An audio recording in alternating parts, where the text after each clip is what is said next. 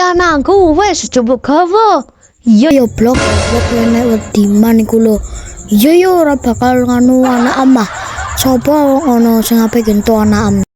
ngono ta. Sip, ora gento anakku.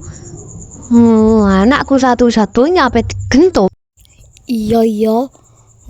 Anak elek dhewe yo lapo tak gento. Mending aku luru anak sing ganteng, berbakti kepada orang tua. Pokoke laine koyo anak Weli. Boh, timbang mikirno anak am tak healing wae aku.